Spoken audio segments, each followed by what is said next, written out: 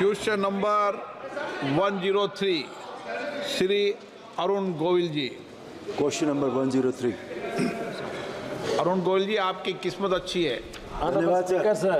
रोज आप माननीय अध्यक्ष महोदय। Statement is laid on the table of the House.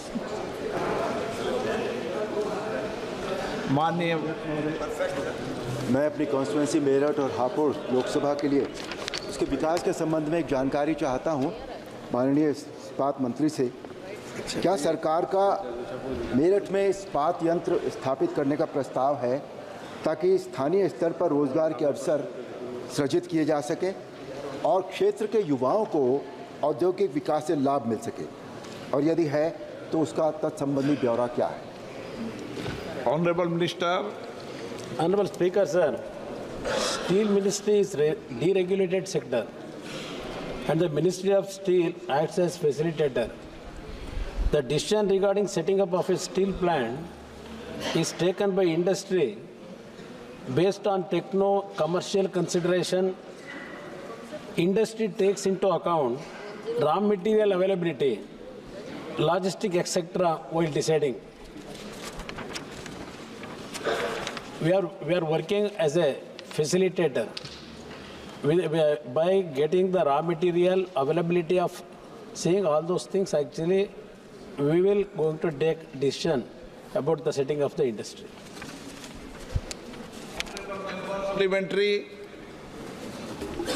Supplementary पूछना आपको।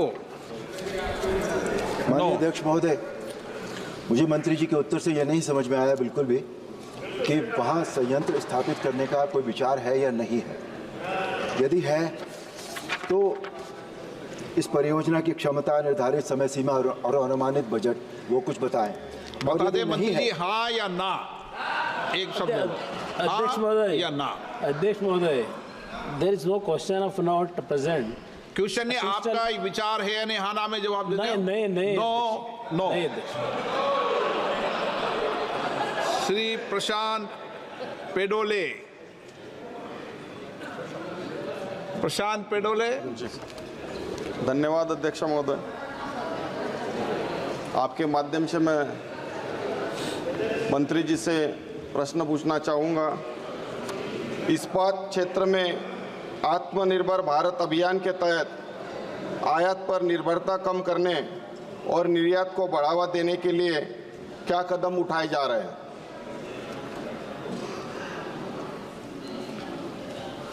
महोदय,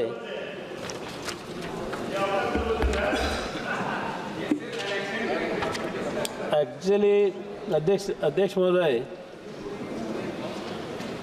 this what is asking actually one more time I wanted to actually please one more time you please ask. चलिए एक बार दोबारा पूछ ले, लेकिन मंत्री जी please. Hindi I can't understand, that's why actually. आप इस्पात क्षेत्र में आत्मनिर्भर भारत अभियान के तहत एक आयात पर निर्भरता कम करने और निर्यात को बढ़ावा देने के लिए क्या कदम उठाए जा रहे हैं? अध्यक्ष महोदय, आगे आप। The steel production in Atmanirbhar program, our Honorable Prime Minister, his vision is by 2030 we have to reach the production of steel by 300 million ton, Adhyaksh ji. For that actually we are working out to self-sufficient production. We are working out to reach that Atmanirbhar program, Adhyaksh ji. Shri Balashowry Vallabhaneni. My question is regarding to just press the button. Steel plant at Kadapa in Andhra Pradesh. According to AP Reorganization Act, central government has supposed to set up a steel plant at Kadapa. Even after 10 years, nothing has happened. Whether ministry is going to take up this issue because it is a act promise according to AP Reorganization promise. So now I requesting the minister whether he is going to consider that or not. Honorable Speaker, at present, that issue is not in front of us, Ministry Adhyaksh ji. if that issue comes, actually, we will try to consider it, Adhyaksh. Question number 104, doctor Namdev Kirsan. माननीय मंत्री जी, माननीय सदस्य, honourable member, please. माननीय सदस्य प्रश्न पूछें। Sir, the reply is given to the question. In that it is mentioned that सरकार 22 अनिवार्य कृषि फसलों के लिए फसल बीमा देती है, सॉरी, के लिए न्यूनतम समर्थन मूल्य तय करती है। लेकिन आज जो न्यूनतम समर्थन मूल्य जो तय किया गया है वो बहुत ही कम है। जिस तरह से यहाँ वादा किया गया था कि उत्पादन खर्च होता है उससे 1.5 गुना वो तय करेंगे, न्यूनतम समर्थन मूल्य वो हुआ नहीं। और किसानों की आय डबल करने की सोची थी लेकिन डबल हुई नहीं। इसके ऊपर अगर आप, मेरा ये सवाल है कि क्या न्यूनतम समर्थन मूल्य में बढ़ोतरी करने का विचार सरकार कर रही है? और दूसरा क्वेश्चन है सर, प्रधानमंत्री फसल बीमा योजना, इसमें 16-17 में 1,65,960 करोड़ डिसबर्समेंट हुआ है, लेकिन अभी जो है 23-24 में कितना डिसबर्समेंट हुआ उसका उल्लेख उसमें है नहीं।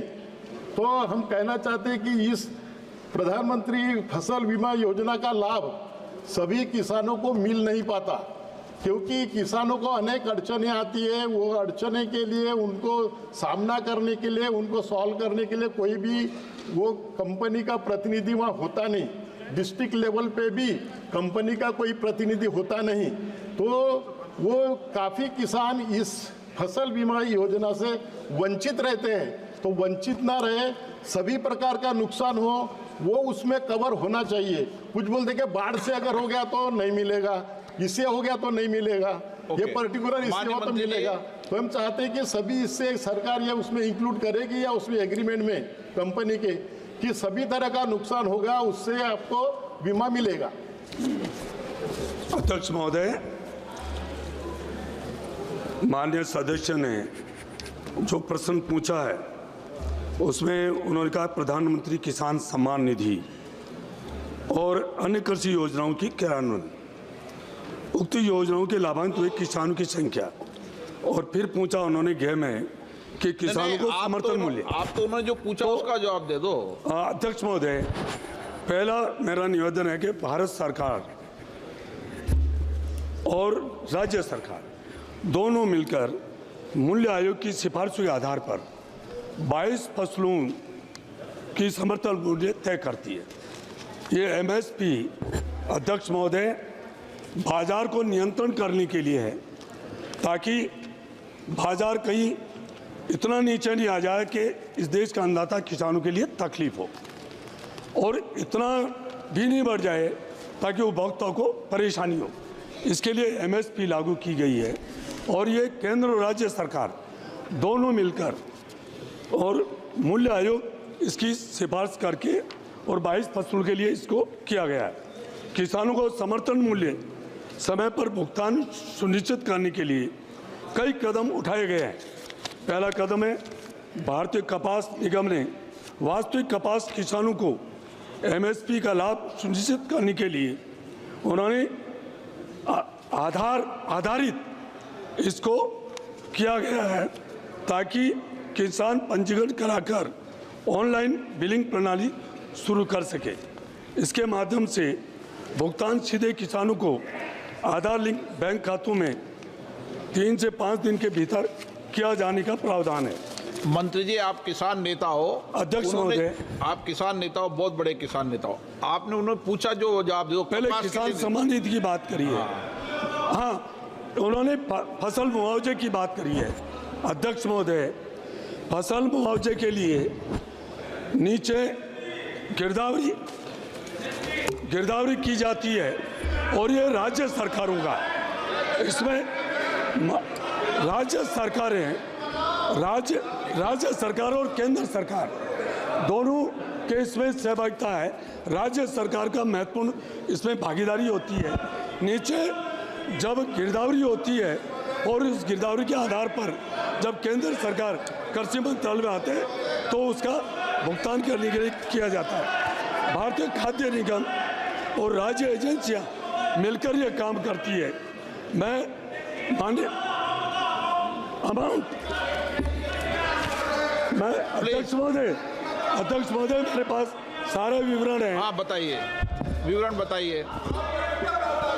किसान नेताओं प्रैक्टिकल जानते हैं, खुद किसानी करते हैं, बोलने दो उनको। अध्यक्ष महोदय मैं ये किसान सम्मान निधि मैं गोलमाल क्यों अध्यक्ष महोदय मैं कह सकता हूं कि 2014 से लेकर 2024 तक प्रधानमंत्री नरेंद्र भाई मोदी जी ने चाहे किसान सम्मान निधि लागू की हो, चाहे एमएसपी बढ़ाने का काम किया हो, 2014 से लेकर 2024 तक अध्यक्ष महोदय 2014 से लेकर 2024 तक एमएसपी बढ़ाने की बात करूं तो 2 गुना, 2.5 गुना, 3 गुना एमएसपी बढ़ाई है और इन्होंने कुछ नहीं किया। इन्होंने सिर्फ नारे दिए, नारे के अलावा कुछ नहीं किया। अध्यक्ष महोदय प्रधानमंत्री जी ने बाजरा, आप अध्यक्ष महोदय राजस्थान में बाजरा सबसे ज्यादा होता है।